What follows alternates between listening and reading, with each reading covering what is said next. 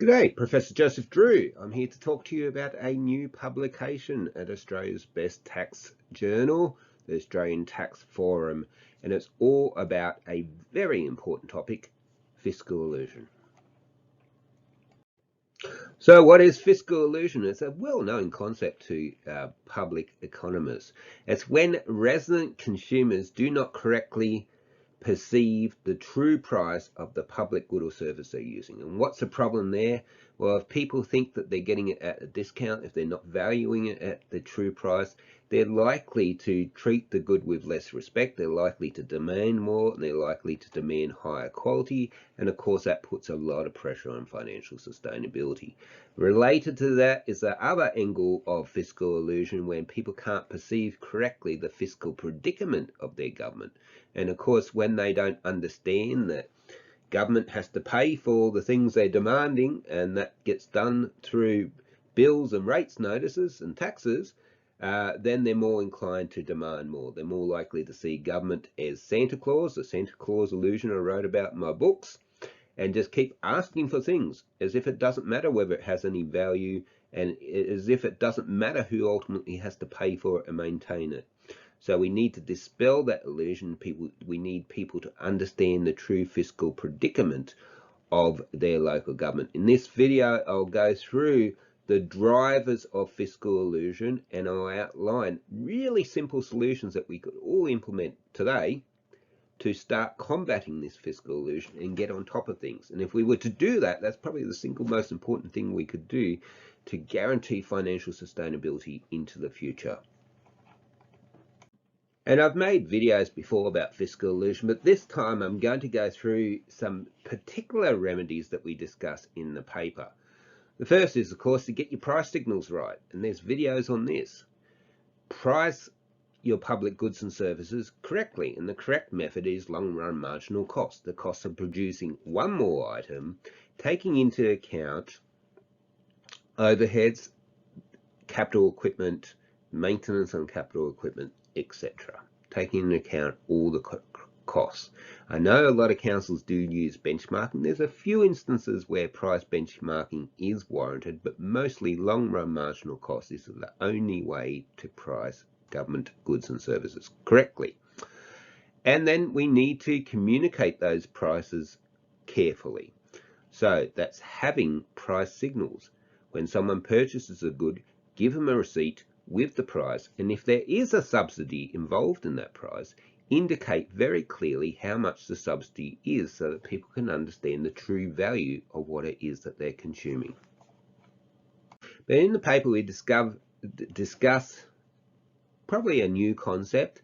It's the dynamism problem with respect to fiscal illusion.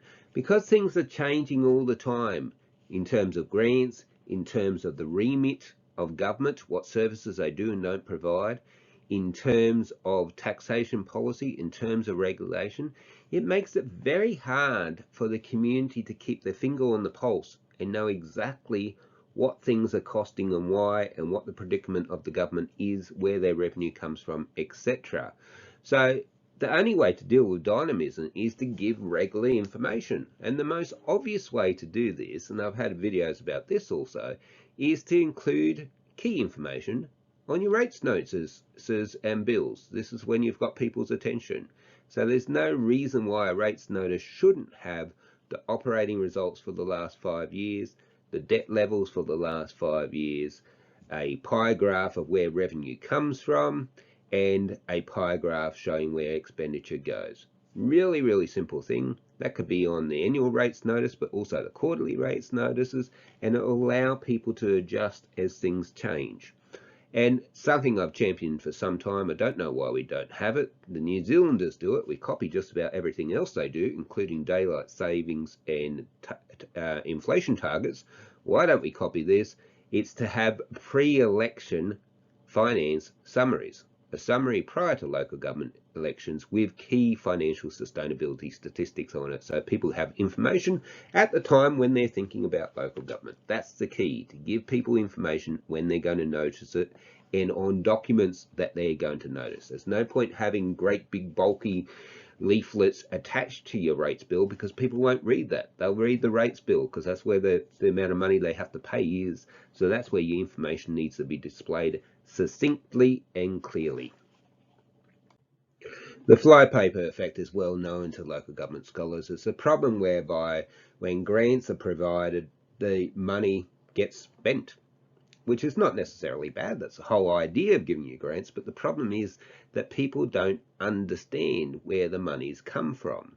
So they demand more because they're not paying the full price for the good or service they're consuming. Because what normally happens is the FAG grants, UNTIE grants all get stuck into revenue, and it essentially gets used as a discount on a wide basket of local government goods and services, which means people aren't paying the full price all the time, which means they don't understand the true cost of things all the time, which means they demand more than what is optimal. So there are ways of dealing with this problem. Certainly for capital grants, you would you would have clear signage on the projects, and more that's required anyway, saying who funded it and how much it cost. Better messaging regarding the sources of revenue on the rates notices, as I've discussed already, because most people are under the misconception that their rates pay for everything, and they certainly do not pay for everything. Sometimes it's as little as a third of what they're paying is the revenue. But another option is to voluntarily tie untied funding. Now, what do I mean here? Instead of using the grants as a general source of revenue that applies a small discount to a wide basket of goods and services, why not associate particular services and goods to those untied grants? Then we wouldn't have discounts on a wide basket of goods and services. We'd be charging the full price and people would understand the full price. But on certain goods, we will say, well, these have been funded entirely by the federal government grant, or perhaps the state government grant, less likely. The advantage of that is much clearer price signals. We're actually pricing things at their cost, so there's very little fiscal illusion being exacerbated there. But also, when the higher tiers of government inevitably play with the grants, which they do every time they're under stress, the problem becomes real to our resident consumers rather than something that they don't quite understand. Most people didn't understand why we were getting upset about fag freezes, for instance. It'll become real because you'll say, well, the grants have been frozen and now we've got to charge you this extra little amount for this service because it was funded by grants and now the grants don't cover it. That'll become real. And then they'll push back against the federal government or whomever's playing with your grants, and they'll get the message and it'll be harder for them to play with it in the future. So that would be a very good solution to this problem. And debt is another source of fiscal illusion, and it's been used more and more, and it's been used more and more for the wrong purposes. People say we've got to take out debt for intergenerational equity. It's part of the puzzle, possibly, but you need to be very careful. And I've got videos about how to use debt correctly. But whether you use it correctly or not, it's obviously going to muddy the waters regarding clarity on who's paying for what. Because when you've used debt, who's actually paying for the good or service that the community is using now? Well, people in the future are paying for it, and we need to make that very clear. So on debt-funded projects, signage, say how much the debt is, what the annual repayments are, what the annual interest is, and when the loan will be repaid, so that people have this information. It all comes back to giving information. We complain that our community don't understand, that they keep demanding stuff, but we never give them good, clear information. We need to start giving them this information. And we need to regularly communicate regarding the debt levels, as I suggested it. There's no reason why it couldn't be on quarterly rates notices.